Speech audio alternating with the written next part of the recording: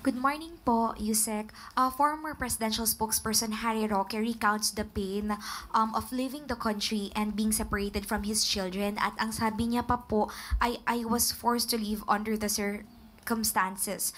At hindi daw po niya mapapatawad ang Marcos administration po.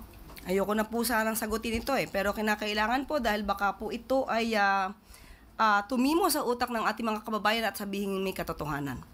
Unang-una po, mukhang sinisisi pa po niya ang naging kalagayan niya at ang kinahinatnan niya kay Pangulo at sa administrasyon. Unang-unang tanong, ano po ba ang kanyang pruweba? Kwentong walang kwenta? Kwentong barbero? Una po, hindi naman po yata niya kasama ang Pangulo nang siya ay nakipag-deal sa Whirlwind at sa Lucky South 99. Hindi rin po niya kasama ang Pangulo nang siya ay naglakad ng permit or license ng Lucky South 99. Hindi rin po yata niya kasama ang Pangulo nang ito ay magbukas ng isang joint account kasama si A.R. de la Serna.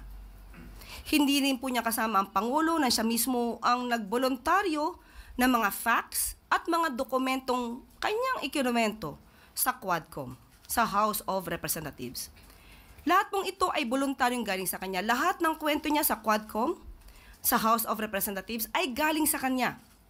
Sinabi niya meron siyang SALN, meron siyang BIR records, meron siyang mga extrajudicial settlement ng kanyang auntie at meron din siyang mga dokumento patungkol sa contract of trust with a certain Attorney Percival. Lahat ng ito ay wala ang Pangulo sa kanyang tabi. So paano niyang isisisi ito sa Pangulo at sa administrasyon? So sa mga ganitong klaseng obstructionist, sana po ay ihinto nila at maging tunay na Pilipino.